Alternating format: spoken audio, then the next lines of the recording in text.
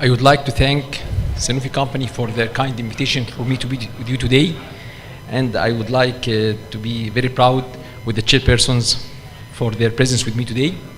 Today we will speak about a very important topic, which is diabetic kidney management, where we are. As we know that CKD represents an enormous healthcare burden, affecting more than 840 million people all around the globe. This represents only stage 3 to 5. But if we have considered stage 1 and 2, of course, the burden will be much, much more. As we know that CKD has diverse etiologies. Diabetes mellitus is the leading cause. As you know, it represents about 42% of the causes, while others about 58%. This study has been done in Egypt, and it has shown us that diabetes mellitus is represent the third leading cause of end-stage kidney disease in Egypt. As we know that in 2016, diabetes was representing the leading cause of course, decreased life expectancy, and chronic kidney disease was in the place 16th. The expectation on 2040 that chronic kidney disease will be in the 50th place regarding reduction of course, life expectancy, and diabetes will become in the 7th place. So, diabetes and hypertension are leading causes of kidney failure, and this is the burden of this entity. As we know that there is increased mortality risk 1.2 to 1.9 times in participants with diabetes than in those without diabetes across the entire range of estimated GFR. In this situation, in diabetic patients, of course, when we have reduction in the GFR, mortality rates is markedly increased. Mortality is more frequent present in diabetes and kidney disease than those without, as we have mentioned previously. As we can see, when we have in this situation albuminuria, mortality rate will increase. With impaired GFR, mortality rates also is going to more increase. And when we have both albuminuria and impaired GFR, mortality rate may approach 50% in our situation. What is the problem? It is glomerular hyperfiltration, which is, of course, not the only feature, but it is a common feature and driver of disease progression across CKD etiologies. As we know that if you have increased dilation of the afferent arteriole, you will have increased blood flow inside the glomerulus with hyperfiltration, which will end in glomerulosclerosis. And in this situation, of course, if you have constriction of the efferent arteriole, this will increase the intraglomerular pressure, and this, of course, will produce glomerulosclerosis. Of course, in diabetes, you have diabetic nephropathy, but don't miss that we have other etiologies that may produce this hyperfiltration. What is the problem of CKD generally and is with diabetes? CKD may not be identified until it reaches advanced stages. In stage 1, it is usually asymptomatic. In stage 2, frequently asymptomatic, and if we have symptoms, are minor and not detected by the patient. In stage 3, sometimes asymptomatic, such as peripheral edema, maybe hypertension. In stage 4, starting the actual clinical symptoms of kidney dysfunction, of course, and at stage 5, usually the picture will be very obvious with the presence of uremic syndrome. So that, as we can see here, symptoms and laboratory abnormalities typically start at stage 3A, mild to moderate CKD. At this time, your GFR means below 60 milliliters per minute, which means that you have lost 50% of your kidney functions. So that when we are discovering that the patient have CKD at this situation, you have lost half of your kidney. Very, very, of course, terrible thing.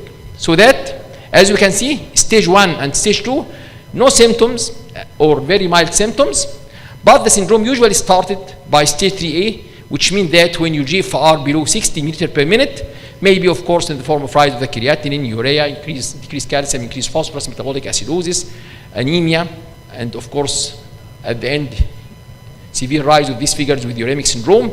And the clinical symptoms usually starts from stage 3, hypertension, edema, and uremic syndromes. So that among those diagnosed with CKD stage 1 to 3, the percentage of patients aware of their CKD is low. As we can see, in these starting stages, usually the patient is not aware, and usually he is discovered in this situation accidentally, or when there's a screening or a checkup or whatever. But when we are already diagnosing that the patient had CKD, usually you have entered the stage 4 and usually the process have started. The cardiac and renal systems are linked. A disorder in one organ can induce dysfunction in the other. This is the problem, that CKD and cardiovascular disease are two faces for one coin. As we can see, both usually associated with RAS activation, neurohormonal activation, inflammation, endothelial dysfunction, ischemia, fibrosis, and oxidative stress.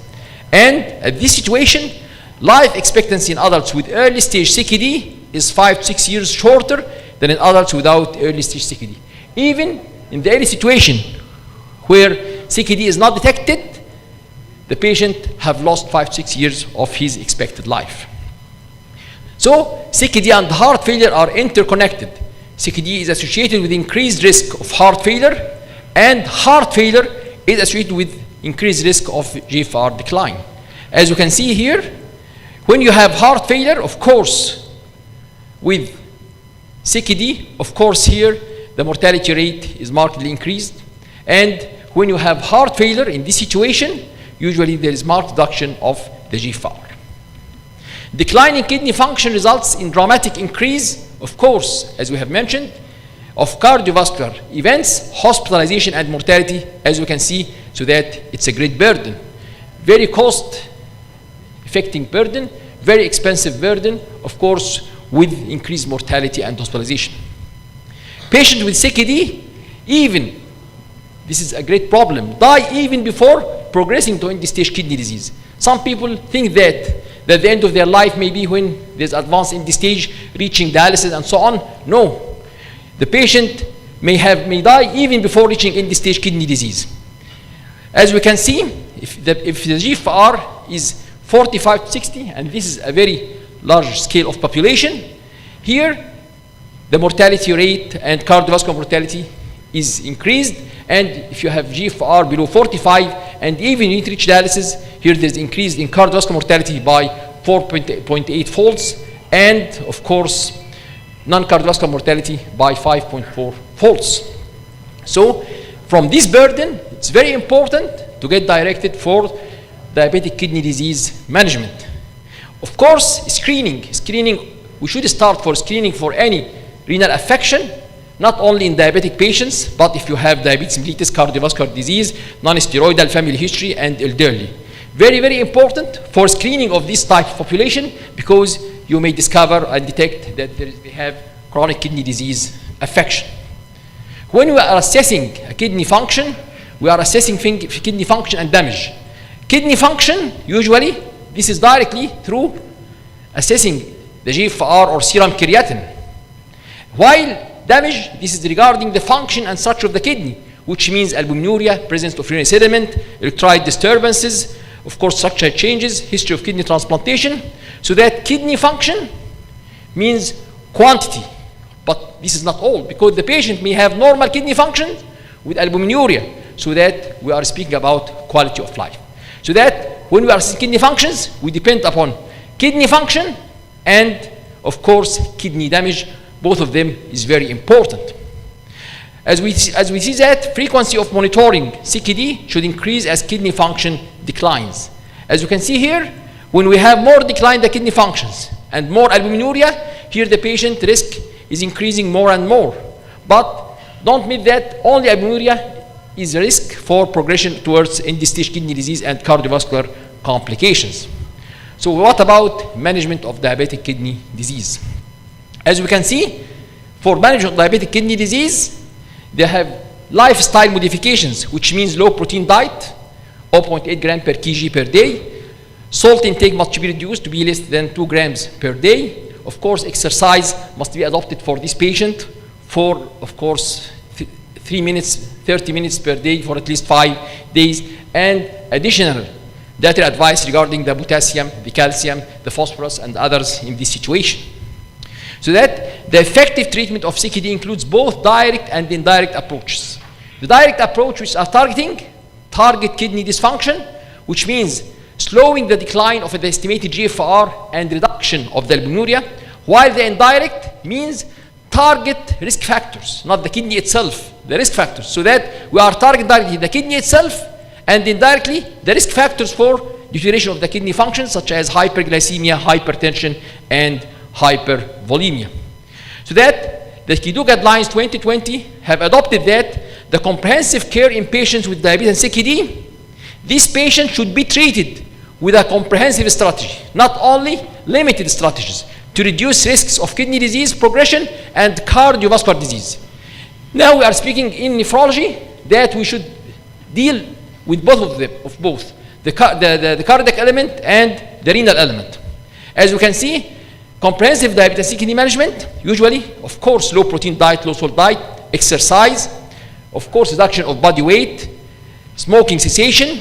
For the first line drug therapy, the metformin and SGLT2 inhibitors, of course, RAS blockade and the statin.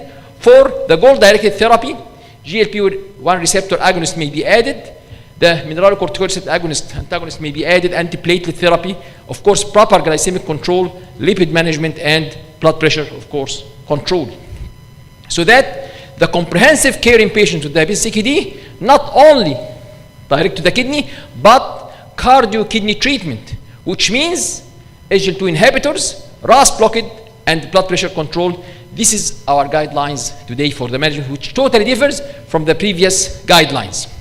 Let's see this diagram. It's very important and interesting study. What is the time-centered approach to understanding risk factors for the progression of chronic kidney disease? Usually, stage 3A, about 8 years, stage 3B, about 5 years, 4, about 4 years, stage 5, less than 1 year. When you have poorly controlled diabetic patients, here stage 3A became from 8 years to less than 2 years. And stage 3B declined from 5 years to about 1.4 years.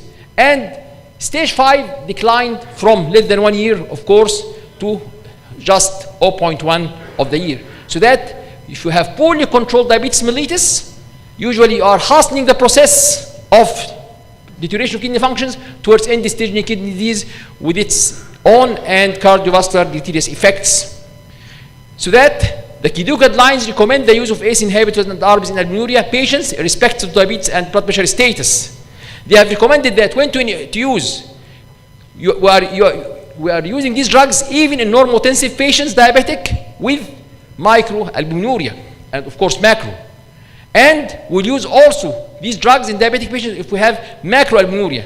And of course, we'll use these patients, of course, if we have without even CKD, just CKD, only without diabetes and albuminuria, you should use these drugs for management of these CKD patients. Over the past 20 years, the number of successful trials in CKD has been sparse, particularly in the context of non-diabetic kidney disease. Most of the trials, because of its burden, was directed towards diabetic kidney disease above the line. As we have seen, we have of course the captopril trial, the RENIS trial, and other trials for non-diabetic kidney disease. While other trials, especially the Benedict trial, renal trial, microhope trial, IDNT trial, and roadmap trial are very important. And the most strong studies for the ACE was the microhope study in 2000s only. This study have made the ACE حاجة مقدسة. دي أقوى study عندنا. قالت قد إيه the ACE inhibitors are very important for us. الرينال كانت the very important study to reassure that the ARBs is not less beneficial for the ARBs, but it's equals to in IDNT and roadmap. Continued that. And IDNT studies, طبعا, of course, was very effective for the erbizartan. Several clinical trials, including the microhope trial, established the efficacy of the ACE inhibitors. They produce, of course, reduction of the deterioration of the kidney function serum creatinine in about 50% of the population. This is regarding for the captopril study. While the microhope study have proven that they have definitely reduced the level of microalbuminuria. And ARBs, of course, became very important. But within the ARBs group, usually the one we have taken, the FDA approval and the European Medicine Agency approval, were the erbizartan, of course, in diabetic type 2 diabetes mellitus with hypertension, with micro and macro albuminuria, as you can see in this diagram. What is the efficacy of this drug? We know that the process started by microalbuminuria, over-proteinuria, doubling of creatinine, worsening of kidney function, reaching end-stage kidney disease. Which with each step of this microproteinuria doubling, you have increased the burden of cardiovascular events in this situation. So that if you have this process of being management from micro up to end stage, instead of having up to 25 years, you will make the duration very short, 2 to 5 years. Of course, the patient may reach end stage kidney disease. It is very important. So that here came the program for erbizartan mortality and morbidity evaluation, the PRIME, which was 2 stations, ERMA2 and IDNT. ERMA2 for the early situation patients with micro and macroalbuminuria. Early situations for prevention of deterioration of the kidney functions, while IDNT with overproteinuria approaching rising serum creatinine and end stage kidney disease. This is the ERMA2 for the early situation and IDNT for reaching end stage kidney disease. The ERMA2 study for erbizartan have adopted that erbizartan have reduced proteinuria and albuminuria by about 70%. And they have found that normal, even in about 34% of your patients, you have normalized urea albumin secretion. A previous wrong concept that you have once microalbuminuria, it never be changed because you can't change the microstructure of the kidney, but this drug have changed this concept. Even you can normalize the microalbuminuria, and this happened again with SGLT2 inhibitors, as we'll discuss later. ERMA2, as we can see here, have reduced the progression of the chronic kidney disease by reduction of albuminuria by 70%. What about IDNT studies?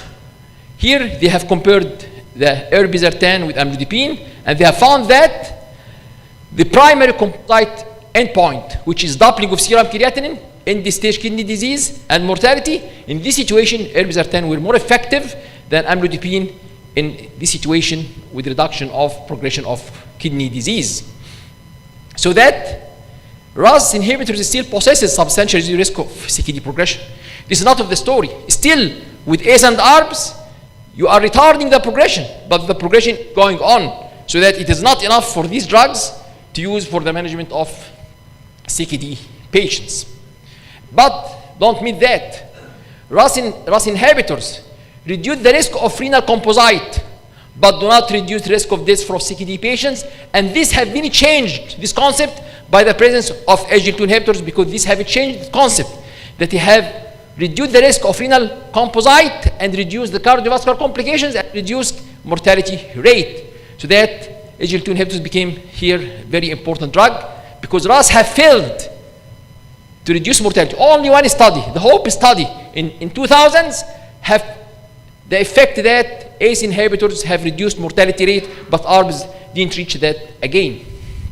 So that among these successful trials, several led to the approval of therapies for treatment of CKD, but only for non-diabetic chronic kidney disease. Other SGLT2 inhibitors such as DAC RETEN study, DECLARE study, DAPA CKD, and the IMPA kidney. This study was very important to prove the efficacy of this type of group. What is the role of SGLT2 inhibitors in glucose reabsorption?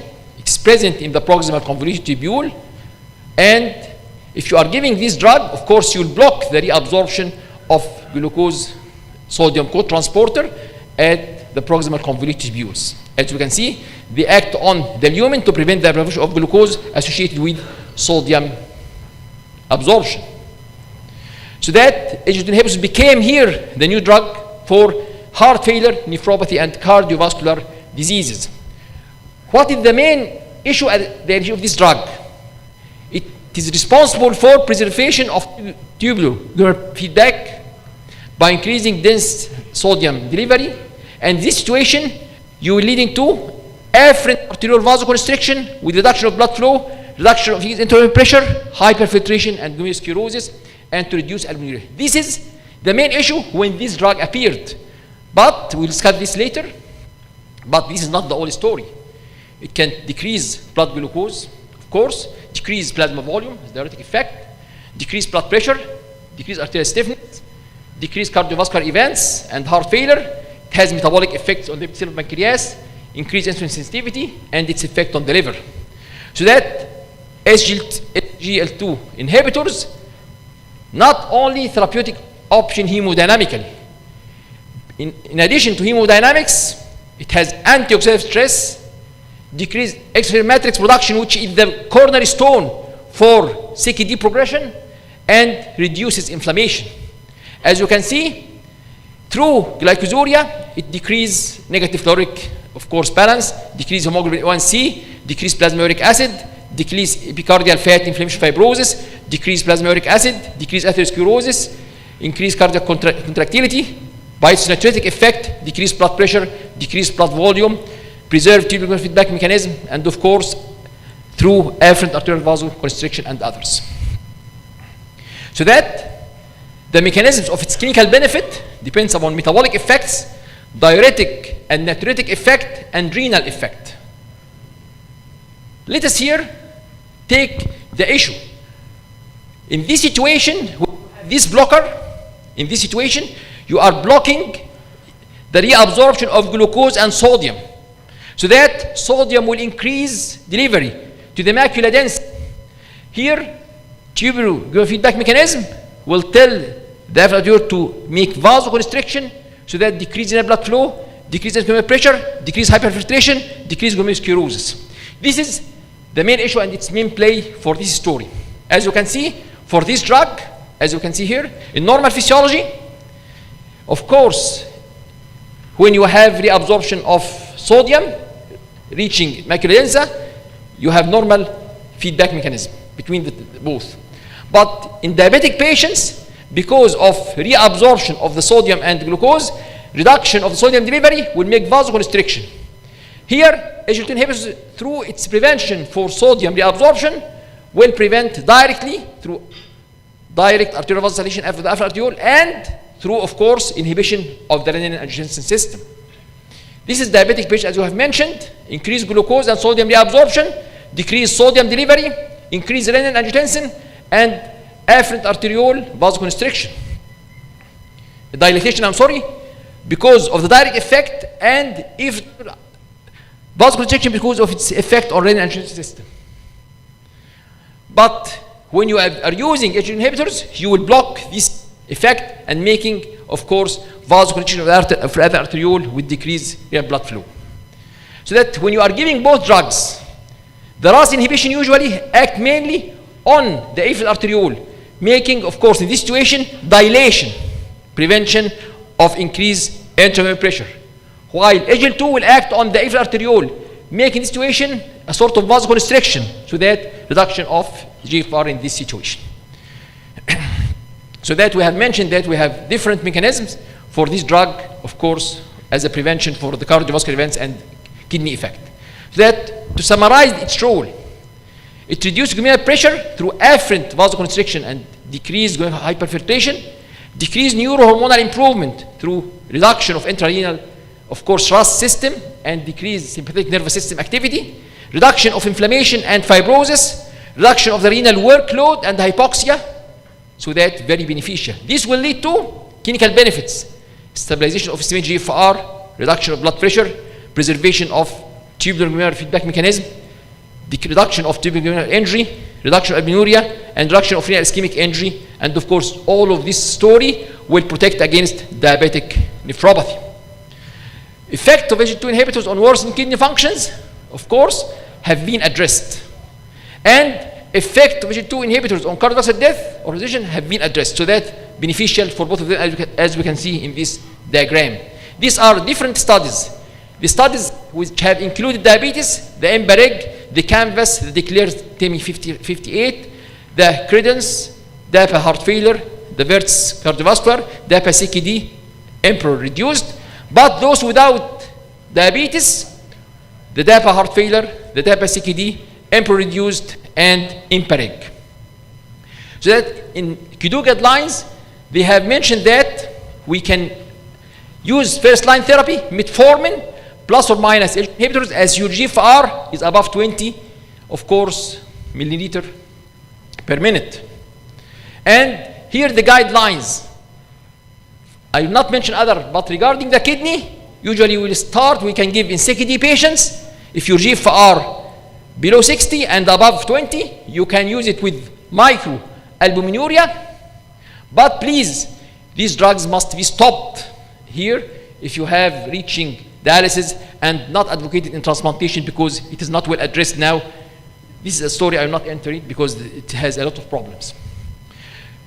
What is the problem previously? AGL2 indicates possible renal benefits, but there is some limitations. Most of the studies were beneficial regarding the kidney, but most of them have made its play when you have normal GFR or above 60. But recent studies such as Diabetic CKD, Credence study, and of course the EMBA kidney have addressed CKD patients if you have GFR below 60 milliliters per minute. So diabetic levulosing cardiorenal outcomes, as you can see, they make a very important role in primary prevention. They have reduced the declining of the GFR, they have reduced declining of renal functions, they have reduced, of course, albuminuria, and decreased towards reaching end-stage kidney disease. The DECLARE study have shown that very well, but it's used when your GFR is high with other studies above 60 milliliters per minute. They have found that, DECLARE study, renal composite endpoint defined that the sustained GFR reduction more than or equals 40%, end-stage kidney disease, of course, renal or cardiovascular risk, was very, very effective as a primary prevention in this situation. And in the DECLARE team study, demonstrates 47% reduction in the occurrence of the renal specific composite outcome. And as we can see in this situation, they have reduction of albuminuria, plus of course control of hemoglobin A1C. Diabetic levulosing decrease the likelihood of patients with deteriorating or worsening albuminuria. They prevent worsening albuminuria. This was addressed. But not only that, they have played an important role in improving albuminuria. They have changed micro to normal and macro to micro and even normal, so that it has prevents worsening and has, of course, very effective in treatment albuminuria. Compared to placebo, the slope of GFR decline in the diabetic levulosing group was significantly less from 6 months to 4 years, and it have been stabilized the GFR in this situation. Let us go to the diabetic CKD. We have 3 major studies addressed CKD patients, the Credence with GFR between 30 to 90 and albuminuria, diabetic CKD with or without diabetes, if you have GFR between 25 to 75, albumin-creatinine ratio above 200 milligram per day, and the EMBA kidney have reduced the level of GFR up to 20, so that, as we can see, the trials are the main cornerstone trials for addressing CKD in this situation. The conclusion that among patients with chronic kidney disease, the risk of any composite kidney or cardiovascular outcomes or death was significantly lower with diabetic levulosing than with placebo.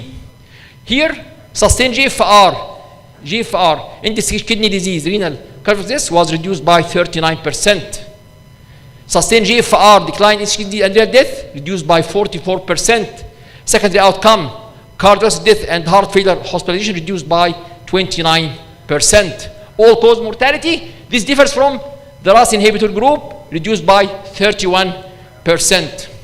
So that the primary outcome, it has very important issue in improving this situation. A lot of comments have been mentioned for that. Was very effective study, as we have mentioned. But this study have also for non-diabetic patients such as IgA nephropathy was very proven, and now a lot of trials towards, of course, for the IgA nephropathy without diabetes. When added to ACE or ARBs, diabetic levulosing significantly and substantially reduced the risk of cardiovascular disease progression. This was applied, of course, for focal segmental glomerulosclerosis.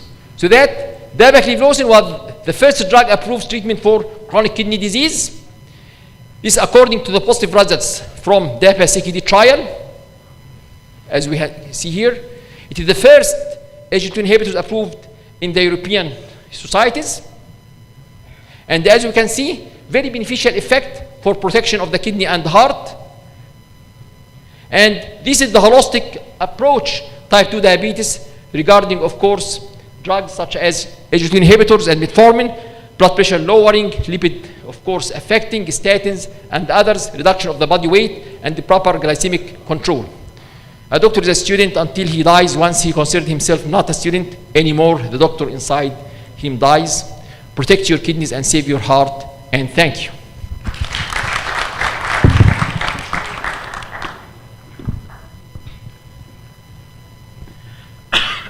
Thank you very much, Professor Hussien, for this informative presentation. And now we open discussion. Any comments or discussion? Doctor, please come to the mic here.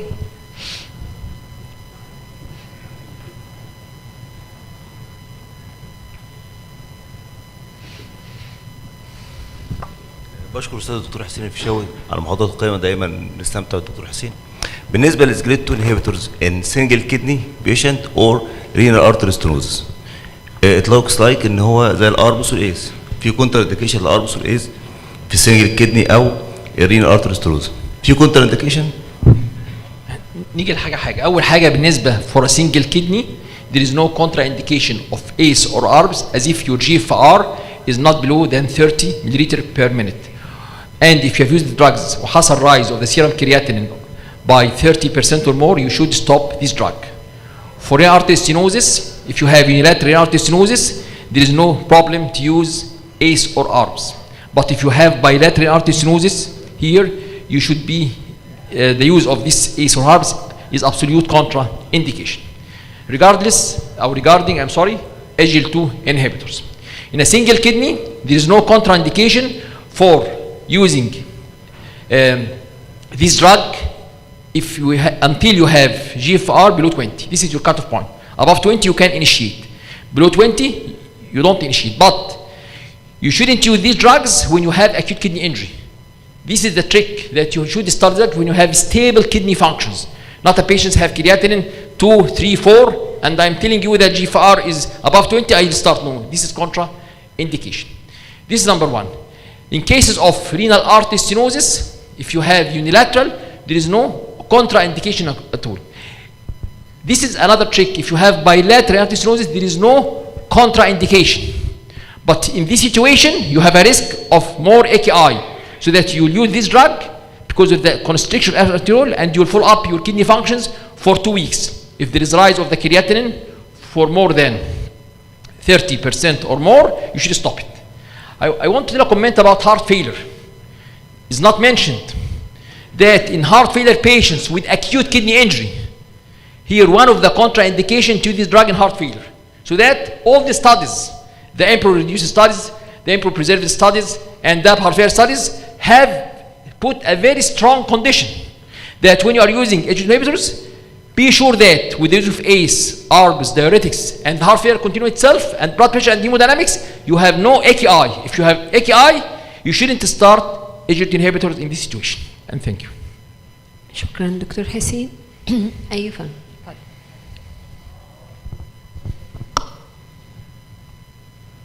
شكرا دكتور حسين، محاضرة رائعة طبعا كالعادة. تو كومنت أو تو كويشن. الكويشن الأولاني SGL2 in absence of diabetes with CKD. You mentioned that the first drug approved for treatment of CKD. How about if we used this drug about GFR 60 or 50 and progress declining in the GFR? We stop the treatment or continue? Yes. Question. I would like to thank you Dr. علي. دكتور علي هو رئيس قسم طبعا قسم الكلى في جامعة سوهاج، وهو صديق عزيز واخ عزيز جدا، وطبعا انا بتشرف بوجوده معانا النهارده. I want to like to answer this question, very important question. SGL2 inhibitors without diabetes, you can use it, and this is approved by the 3 studies, the credence study, Diabetic, and Diabetic. And the approval has been taken in April 2021, according to the Diabetic study, that you can use it without the presence of CKD. What is the definition of CKD? CKD is not only deterioration of kidney functions. If I have GFR above 90 meters per minute and I have albuminuria, I have stage 1 CKD. So that I can use CKD with normal GFR, but provided that I have albuminuria. This is number one. There is studies, but I'm not going to studies, that you even with structure changes, you can use it, but this is not approved until now. The second part of your question, that if I have deteriorating kidney functions, we will ask ourselves, is it follow the criteria for AKI or not? Which means that if I have given this drug and Hussien deterioration within 7 days of 25% of my baseline GFR, it's contraindication. Now Hussien rise of the serum creatinine more than 30% over 2 weeks, it's contraindication. But if I give an SGLT inhibitors and my rate of progression is going on very slowly, this is not a contraindication because this is the normal course of the disease. But this may be more and more insisting about use this drug and its maximum dose. And as we know that, even in CKD, they have recommended not to use the 5 milligram because its action will be very weak. We will give for the dapagliflozin the full dose, which is 10 milliliter. 10 milligram per day. السؤال كده كله جاوب ولا في حاجة ناقصة؟ شكرا. Any other question? Thank you very much, Thank you, Professor Hussien El-Fishawy.